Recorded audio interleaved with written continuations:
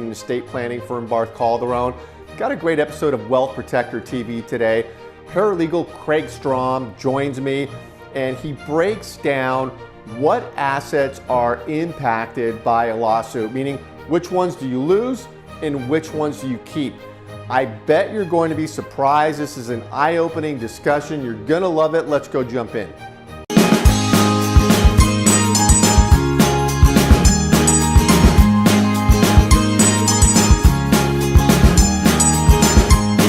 Everybody, thanks for joining us here on Wealth Protector TV. I'm Paul Hitchcock. I'm here with my colleague Kraig Strom, and we are all about delivering value to you and making sure that we're keeping you dialed into important topics. We're an asset protection, estate planning, and business planning firm with clients across the country, headquartered in sunny Southern California. Kraig, thanks for being here. Hey, good to see you again, Paul. It's awesome. Absolutely.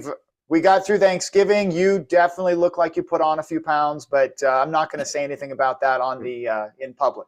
Turkey hangover. Well, yeah. So, and let's jump into this important topic. So this is about asset protection, and if you are sued, and remember, there's 40 million lawsuits filed in the United States every year. It's only getting worse, and it's a cottage industry. So we just all accept the fact it's happening, it's going on, and you've got to be buttoned up. But if life does throw you a curveball, and Kraig, we get hair on fire calls every week about people all are being time. sued. Yeah, no asset protection. They're nervous. They're losing stuff. It happens. And the hardest thing for us is to convince people, okay, this is real. Got to get this in place. Just do what you can. Be smart about it. And so what we're talking about now is if there is a curveball and a liability, looking at the assets, what do you get to keep and what is toast? And so let's jump into this. Absolutely. Let me do a screen share here. Tell me when this pops up. So we're going to do this fast and furious because you are recording this so that folks can go back and rewind it. This is going to be specific to a client family, or based on a client family that actually is here in California. However, they have family properties in other states, namely Hawaii and other states. Okay. Right. So there's a concern here with a lawsuit inbound. Now, what we mean by that is something happened. Okay.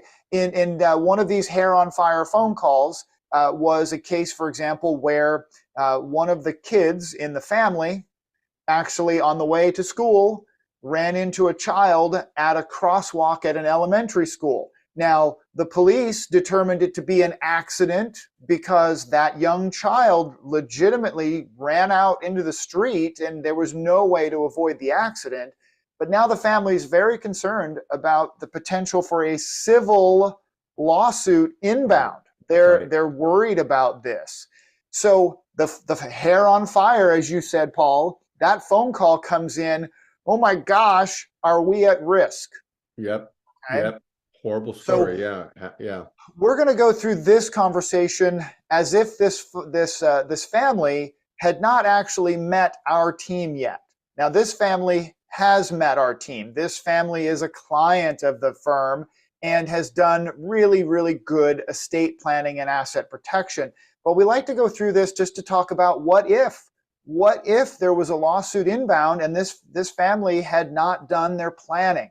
Yep. So, Paul, that lawsuit for a young girl hit by a car, terribly injured, that lawsuit in California, or anywhere for that matter, could be pretty big. So Let's talk about it. Okay, we're going to look at this screen here. We're going to start up on the top left-hand side. They have a home. In California, they have a homestead exemption, and yet their home is worth way more than the homestead exemption. So here's the reality. The reality is that they will likely be able to keep their homestead exemption and lose whatever equity is above that. This is real, okay? They'll keep homestead, but they might lose the house. And Kraig, homestead exemption is, I know it's changed in California. It's different in every state. Yes, it actually bumped up a few years ago. It's now over $600,000, but their primary home is worth $1.2 million. Right. Nowadays in Southern California, the average 3-bedroom home, right? So they're going to potentially lose the house in this scenario. Now, she inherited a family home in Hawaii, and she maintained that home in her name only. There is no limited liability company around it. It's very likely that that home could be at risk in a creditor claim.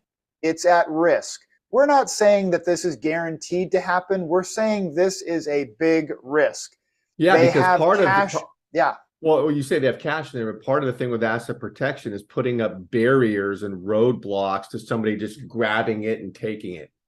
That's a great way to put it, Paul. Yes, we like roadblocks, speed bumps, moats around the castle, spike strips, whatever you think of in your mind. You got to put barriers in front of your assets. Okay, good point. Let's keep going. Fast and furious, I promised. Life insurance cash value. They actually have some nice cash value in life insurance. In California, not as protected as people think, very much an at-risk asset.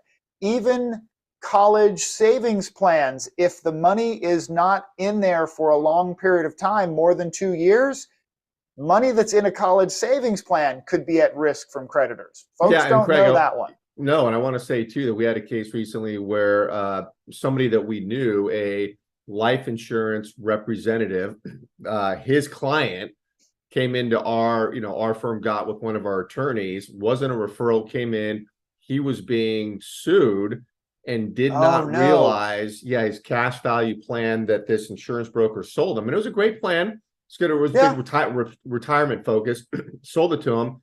And it did not know that it was subject to attack from this lawsuit.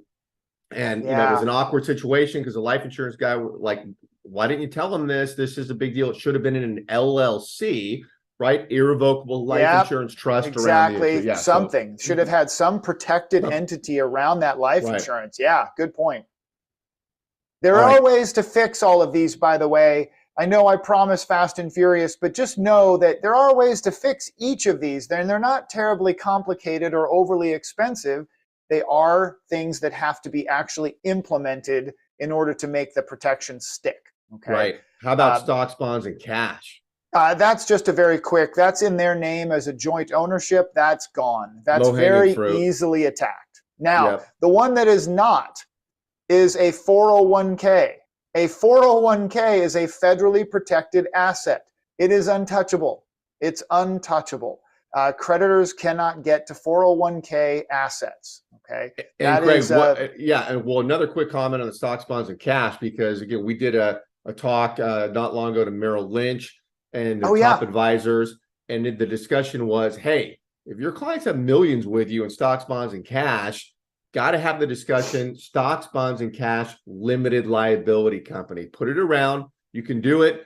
And it's, not hard to get done. Yeah. And then all of a sudden there's an easy way to protect it. Absolutely. Yep. All right. Yeah. There's a rental property. These folks own a little rental property, and the rental property was just held in their name. That's this rental property right over here. And if it's held in your name and it's not protected by an LLC, frankly, and Paul, you've said it, our attorneys have said it, you should never own rental property that's not in a limited liability company ever. You just shouldn't do it. Yep. No, and so that is very much an easily attackable asset. You bought some gold from William Devane because you were up at 3 o'clock in the morning eating ice cream because you thought the family wasn't around, and you bought some gold. That's going to be very easily found in a creditor case. They're going to grab that.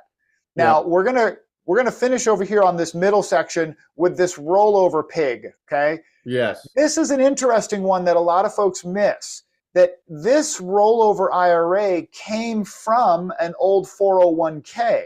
And because it came from an old 401k, it is protected under the same federal protections. So as long as you can trace it back to the 401k, you're okay? As long as you can connect the lineage of that account back to an original ERISA protected plan, safe asset. Solid. Okay? Solid. Very, very hard to touch. Okay? Well, it's interesting too, Craig, because a lot of people today are taking their 401ks, rolling them into an IRA, buying real estate with them. So that whole asset protection thing becomes critically important when you're Yeah. doing that. Yeah. Yeah, we have a client that actually had done that and then built a gigantic real estate portfolio that actually grew out of 401k assets Mm-hmm. and was very concerned about asset protection and did not realize that just the way he did it, because he tracked everything back to the source, his real estate is now sitting in a RISA protected structure because it came from a 401k. Nice. Yep, good point. Now, down on the bottom, this one here, I think the key to the bottom line on this slide is proper structures and proper entities.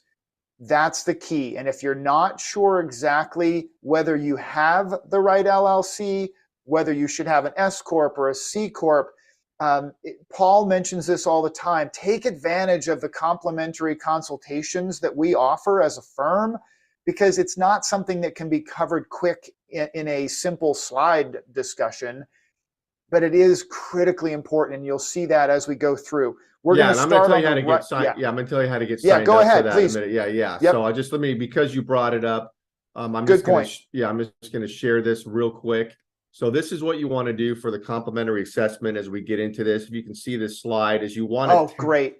text guard assets to that phone number, and you'll fill out a quick form and we'll book it one-on-one. Start with Kraig and we'll dive into what you got and get you connected to Kraig and the attorneys for a complimentary assessment, observations, recommendations, and how to get pulled together, organized and updated. So text guard assets to that phone number. It all makes sense when you do it. It's easy. I'll show that again before we go, but Kraig, you can share your screen now again. All right, perfect, perfect. All right, let me make sure we've got it up here. All right. Got that back? Boom. All right, we're going to start on the bottom right-hand side. A traditional IRA, individual retirement account in the state of California and in some other states, but in California specifically, that is an at-risk asset. It does not carry the asset protection of a 401k. Good to know. Good to know. Now, the next one is an S Corp that was formed in California and operated in California.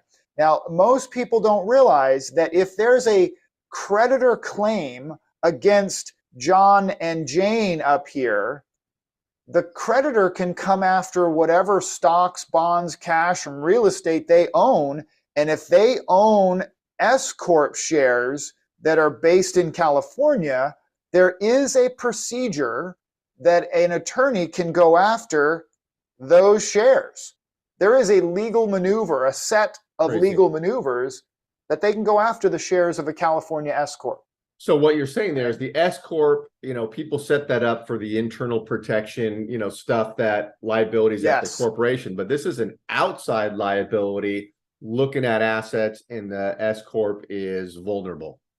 Absolutely. That's a great point you bring up, Paul, that the S Corp, C Corp, LLC, all these entities do a pretty good job of protecting from liabilities that arise inside the entity.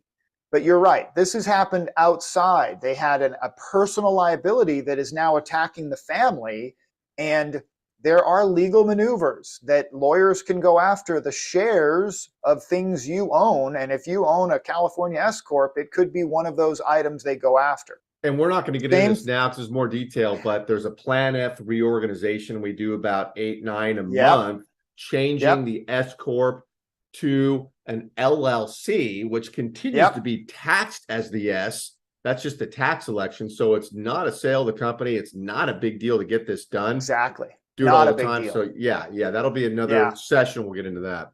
Yeah, absolutely. Good point. Because actually, I'll touch on it as well on the final piece on this slide. Good. But you might figure the same answer here, but it will be the same answer. They own a C Corp in California, but the law looks at it like they own shares of stock in a company, and there are legal maneuvers where the creditor's attorney can go after the shares of the C Corp. Right.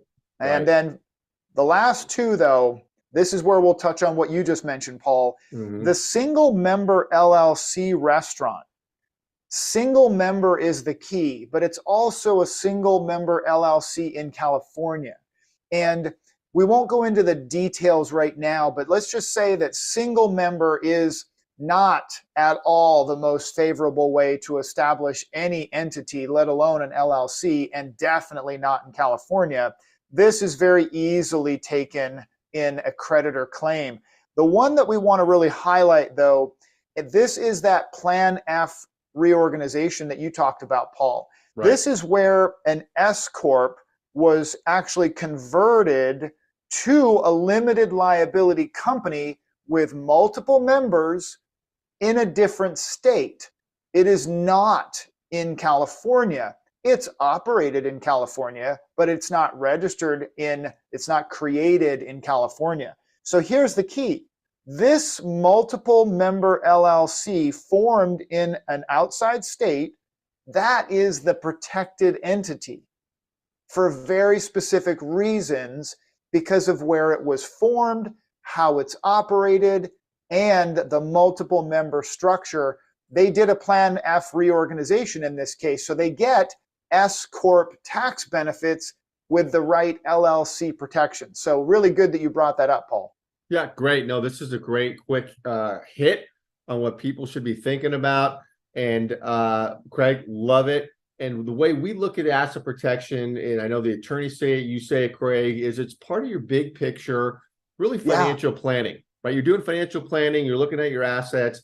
People often neglect asset protection because they don't think about it until something happens. Then, you know, they go crazy. So this is pre-plan is the best time to do it. And I'm going to, again, share my screen and show you how to get one-on-one with us. If you take a look at this here, if you text Guard Assets to that phone number, again, what happens is you get one-on-one with Kraig and the team of attorneys, and we'll look at what you got, give you our thoughts, and give you a sort of a blueprint on here's how you get organized, protected, and updated with your planning. So, Kraig, awesome, love it. And I want to tell everybody we're doing these every week. This is Wealth Protector TV. So keep an eye out on your email. We'll alert you, and the next ones are coming up. We do this really cranking this out now every what are we, Kraig, here? Wednesday, 7 a.m. California time. And so you can be live here and ask questions. And we're going to be kicking these off big time heading into the new year. Kraig, awesome stuff. You got it. Take care, Paul. All right. We'll see you next time.